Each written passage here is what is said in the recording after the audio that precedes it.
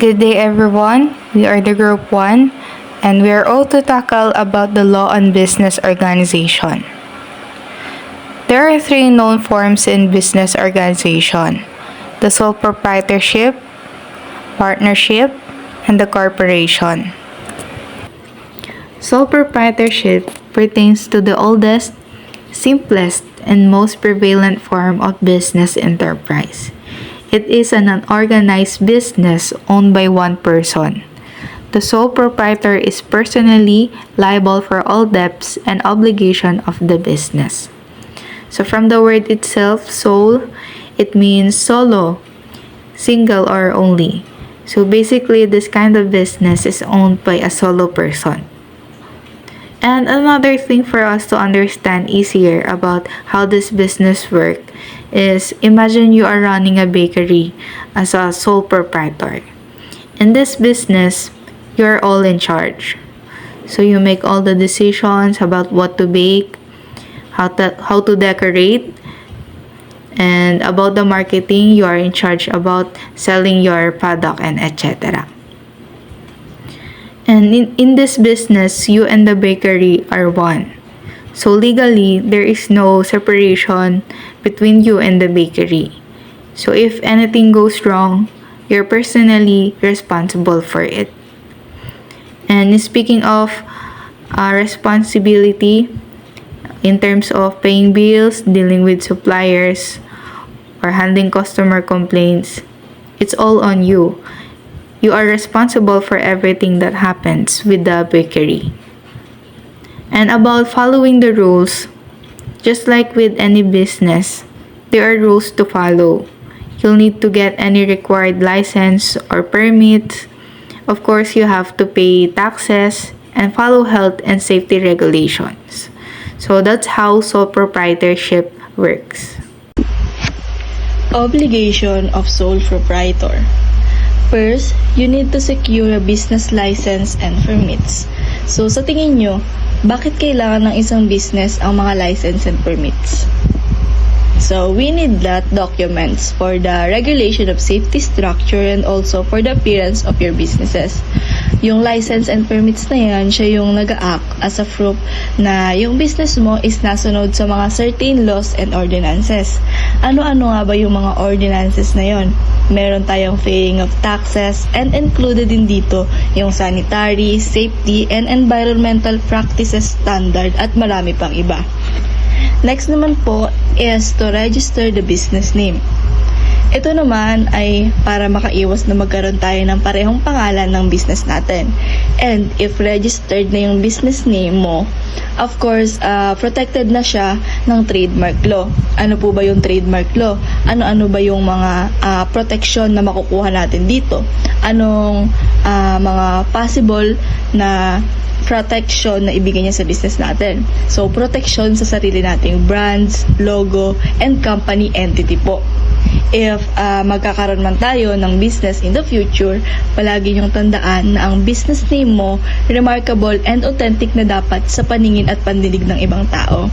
In terms of logos, dapat eye-catchy na siya at wag din nating aalisin yung curiosity ng tao regarding sa brand name or business name natin because that makes your business unique po.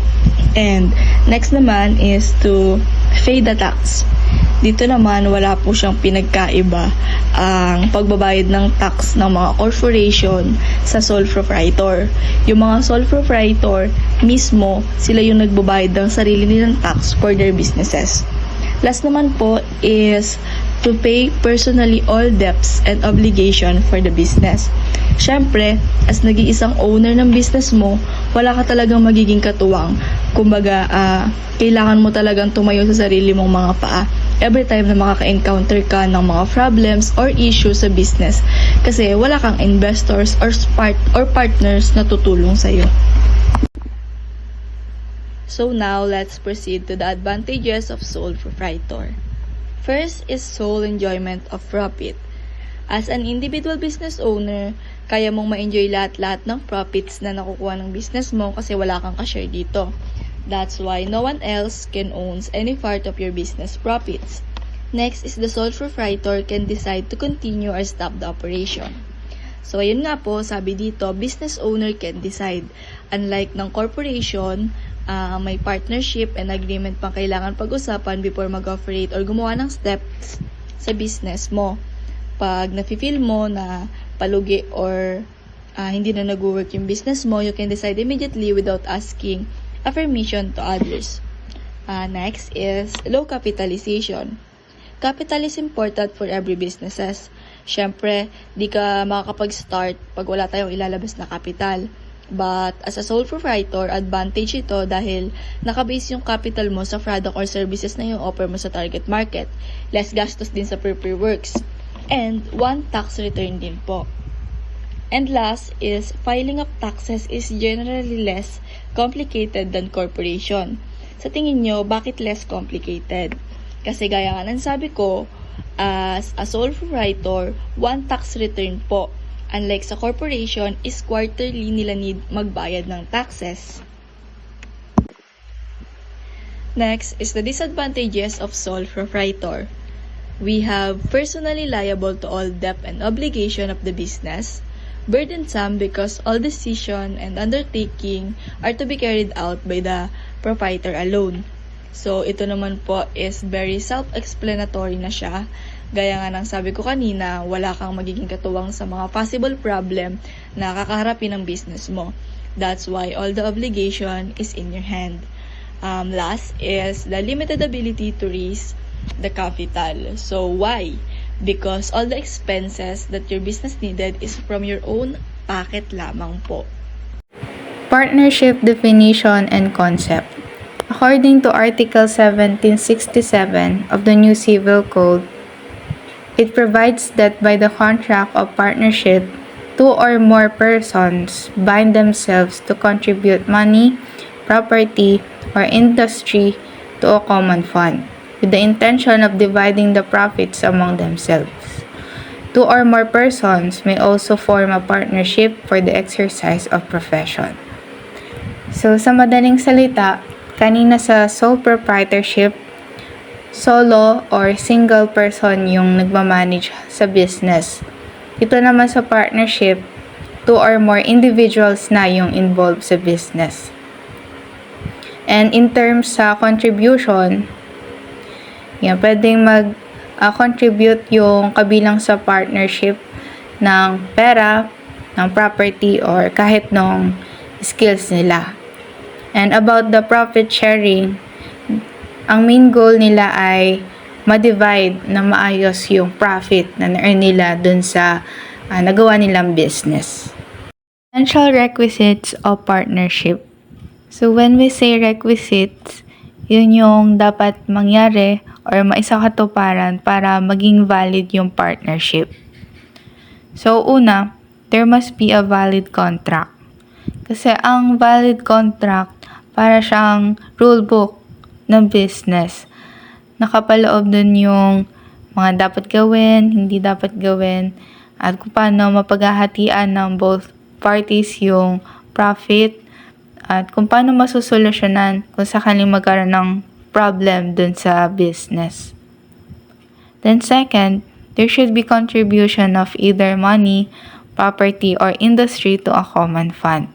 So dapat may kapalit or may pambayad labor dun sa partnership. Then third, the business, object, or purpose of the partnership must be lawful. Dapat sa partnership, lahat ng gagawin doon ay nakaayon dun sa batas. Then fourth, the purpose of the partnership is for profit and with the intention of dividing the same among partners. So, dapat, yun naman talaga yung purpose ng partnership. Dapat meron silang, yung both parties, meron silang makukuhang profit. Mapaghahatian dapat nila yon equally. Then fifth, and there must be two or more persons with legal capacity to enter in the contract of partnership. So, dapat yung magiging bahagi dito sa partnership, meron silang sapat na knowledge dun sa contract, basta about partnership para sa success ng business nila. Nature of partnership. Just like any relationship, partnership is based on the trust and confidence known as fiduciary nature of partnership. This kind of relationship is very important because the act of any of the partners for apparently carrying on their usual trade or business binds the partnership, unless the partnership so acting has no authority to act for the partnership in the particular manner. Tulad lang daw ito ng any relationship na nagbi-build or nakabase sa trust and confidence. These kinds of relationship when two people decide that one will act on the other's behalf or for their mutual advantage. Delectus personae. The doctrine of delectus personae means no one can become a partner without the consent of all partners. It's our right to select a particular person to occupy a specific position. It also prevents to assignation of the duties of the chosen person to another. Partnership has juridical personality. Article 1768. The partnership has a juridical personality separate and distinct from that one of each of the partners. Once the partnership has been formed, the partners actually created a new person and that new person is the partnership itself. Kapag nabuo yung partnership, lumilikha ito ng bagong tao. And yung partner at yung bagong tao na yon ay ang partnership mismo. Classifications of partnership. Number 1, as to liability, general partnership.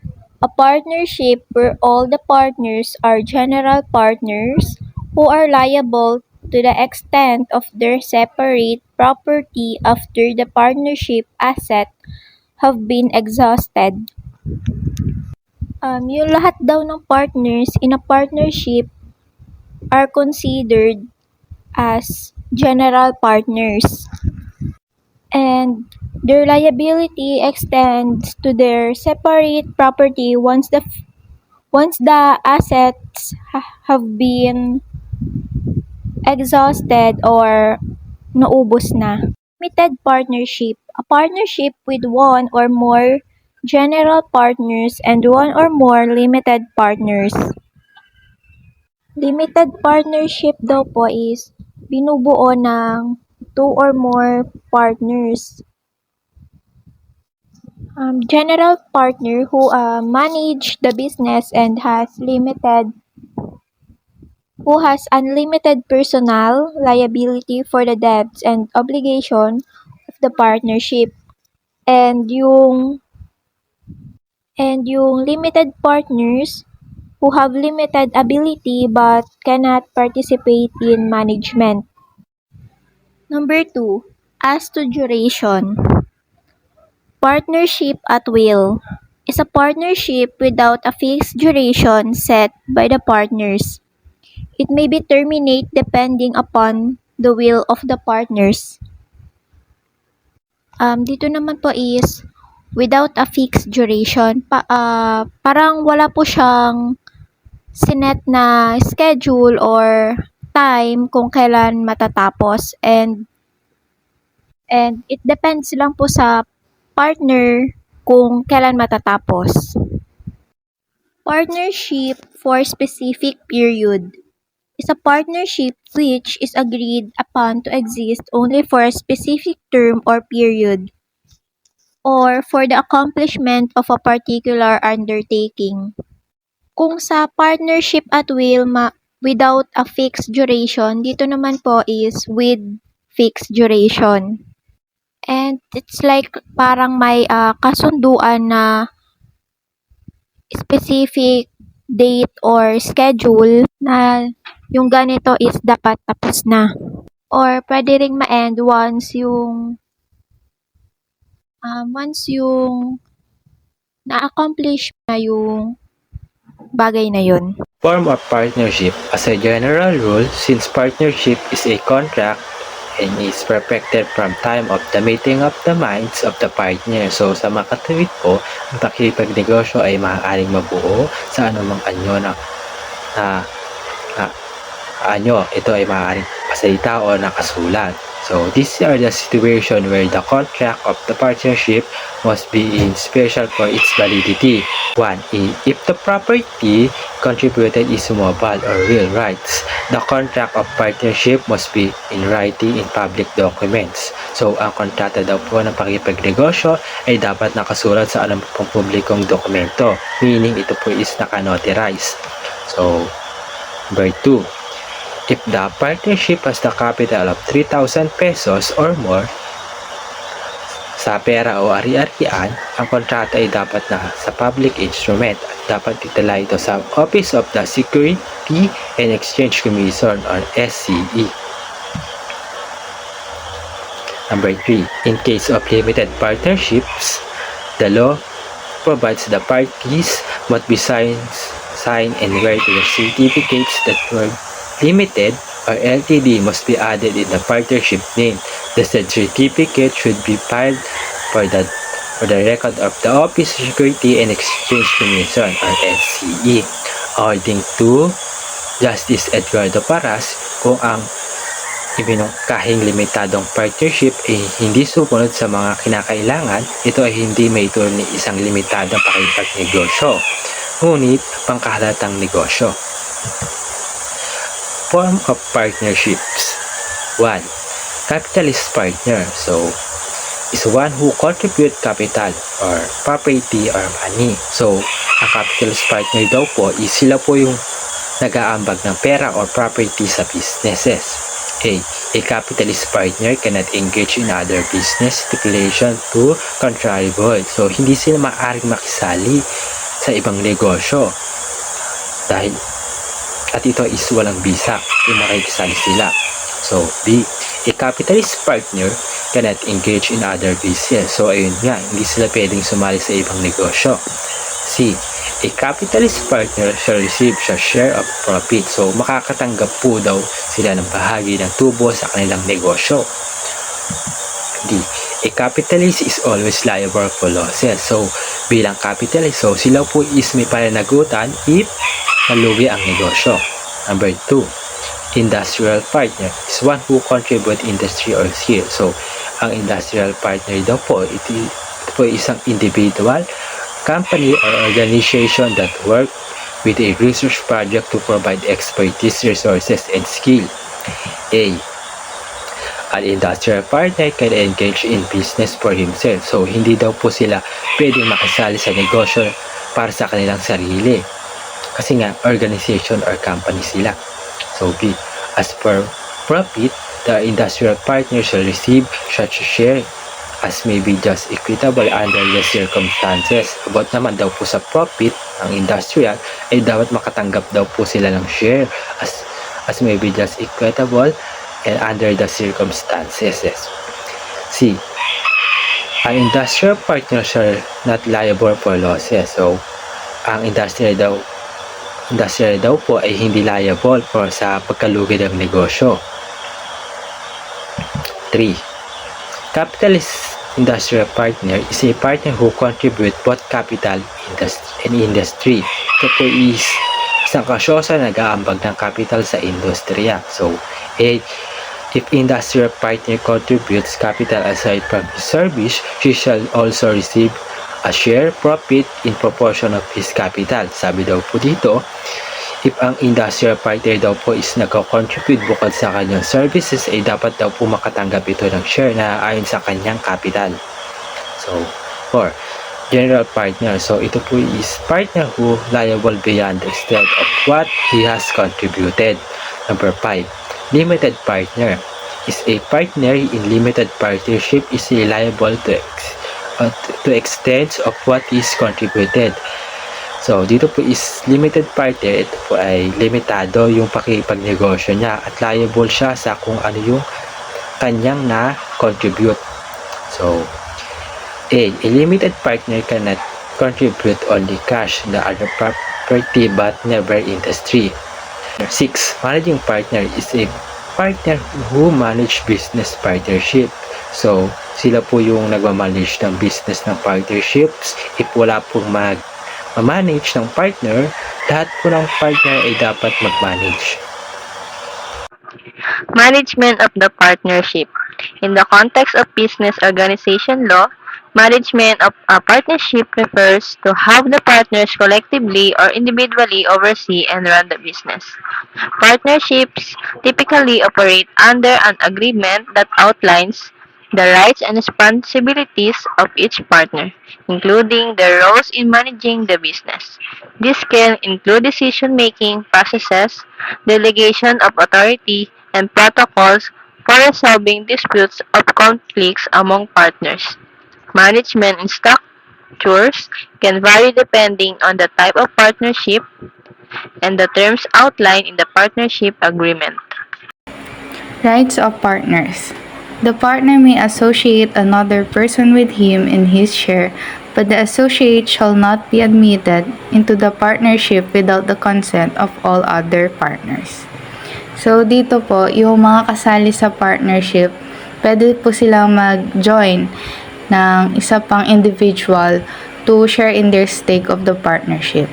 However, magiging possible lang po yun kung merong consent ng mga nakasali na sa partnership.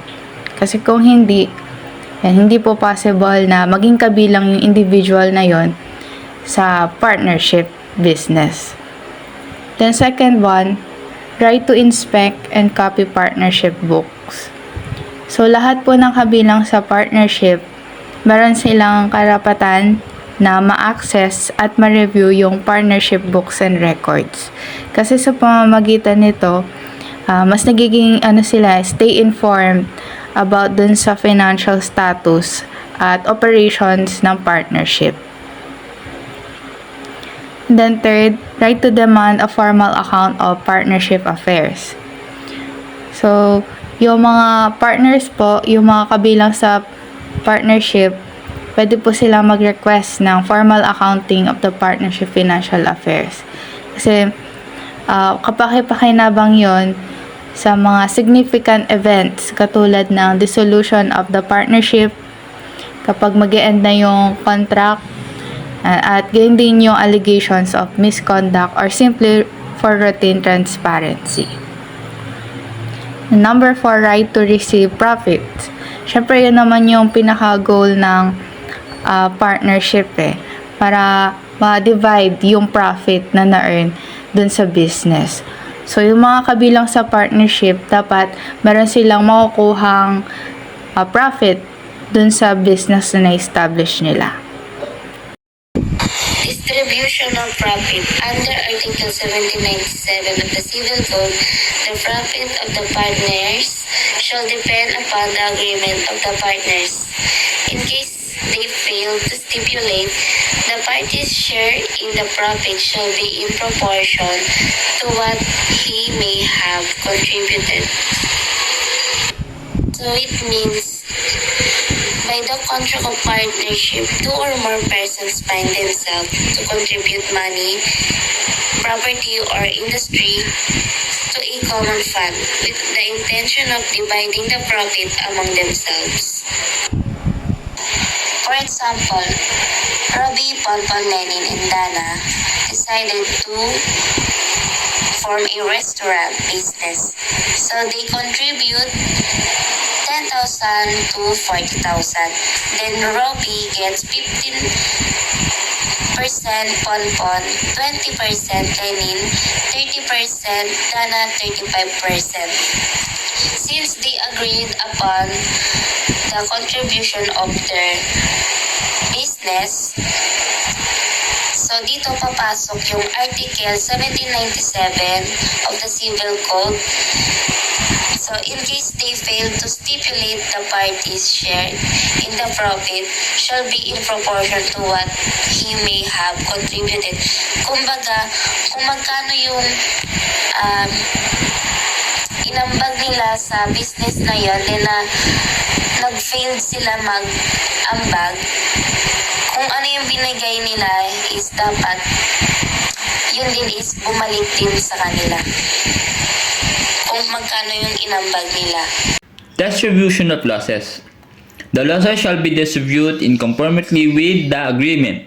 However, in the absence of stipulation, the share of each partner in the losses shall be in proportion to what he may have contributed, but the industrial partner shall not be liable for the losses.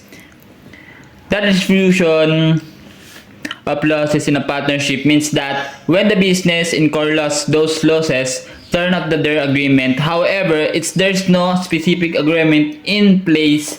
The loss are typically divided based on each partner contribution to the business. It is important to note that in a same partnership, an industrial partner, someone who contribute labor but not capital, may not be held liable for loss beyond their contribute labor. For example,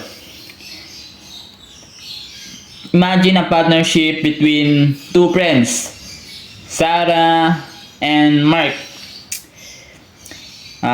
Nag-decide silang magtayo ng isang photography studio. And si Sarah, nag-invest siya ng significant amount of money to buying camera equipment and renting studio space. Si Mark naman, contribute his photography skill and time. Unfortunately, due to unforeseen circumstance like a decrease in demands for photography service, the business start to lose money. Causes of dissolution. 1. Without violation of the agreement between the partners, by the termination of the definite term of particular undertaking specified in the agreement. Ibig sabihin, kapag natapos na ang itinakdang panahon para sa isang tiyak na gawain na napag-usapan at isinulat sa kontrata, tapos na rin ang kasunduan by the express will any partner such a when no definite term particular is specified by the same must be done in good faith. Ibig sabihin, kung walang nakasulat na eksaktong panahon kung kailan dapat matapos ang gawain, kailangan pa rin itong gawin ng may katapatan at maayos. Who have not assigned their interest or suffered them to be charged for their separate debts either before or after the termination of any specified term of particular undertaking. Ibig sabihin, ang mga tao o kumpanya na hindi naglaan kanilang pera o software para mabayaran ang sarili nilang utang kahit na bago o matapos ang panahon na napagkasunduan para sa isang gawain ay mananagot pa rin sa kanilang mga sariling utang. C. By the explosion of any partner from the business bona fide in accordance with such a power conferred by the agreement between the partners. Ibig sabihin, kung may isang kasosyo na negosyo na pinalayas ng patas at ayon sa patakaran na nakasaad sa kontrata ng mga kasosyo, ito ay tinatanggap bilang tama at legal. 2. In contravention of agreement between partners where the circumstances do not permit dissolution under any other prevention of this article by the express will of any partner of any time. Ibig sabihin, kung may lumabag sa kasunduan ng mga kasosyo at ang mga sitwasyon ay hindi pinapayagan ang paglusaw ng negosyo kahit na gusto ng sino mang kasosyo itigil na ito, anumang oras hindi pa rin pwede gawin. 3. When the business become unlawful. Ibig sabihin, kapag ang negosyo ay naging illegal o labag na sa batas, kailangan na itong itigil. 4. When a specific thing which a partner had a promise to contribute to the partnership before the delivery. Ibig sabihin, kapag may pinangakong bagay ang isang kasosyo na ibibigay sa partnership pero hindi na ito naibigay, kailangan pa rin niyang tuparin ang pangakong yun. 5. By the death of partner. Kapag may namatay na kasosyo sa negosyo, magkakaroon nito ng malaking epekto sa partnership. 6. By the insolvency of any partner or the partnership. Ibig sabihin, kapag nalugi o nabankrupt ang isang sa mga kasosyo sa negosyo, magkakaroon nito ng epekto sa partnership. 7. By the civil interdiction of any partner. Kapag ang isa sa mga kasosyo ay nasubject sa civil interdiction, ibig sabihin to ay tinatanggalan siya ng mga karapatan sa kanyang mga sariling ari-arian. 8. By the decree of court under the following article. The decree of the court is a ruling made by the court based on the law. Article 1931. Application by or for a partner. The court shall decree a dissolution whenever. Number 1. A partner has been declared an insane in a juridical proceeding or is showed to be of sound minds. Ang isang partner daw ay nagdedeklarang wala sa katinuan sa pag-iisip sa anumang paglilitis ng hudisyal o pinakitang walang katinuan. A partner becoming in any other way incapable of performing his contract of the partnership contract. Yung daw doon ay hindi capable or hindi kayang gampanan ang kanyang bahagi ng kontrata ng pakikipagsosyo. 3. A partner has been guilty of such conduct that it tends to affect prejudicially to carrying of the business. Yung partner mo daw may hindi magandang nagawa na pwedeng makaapekto sa business. 4.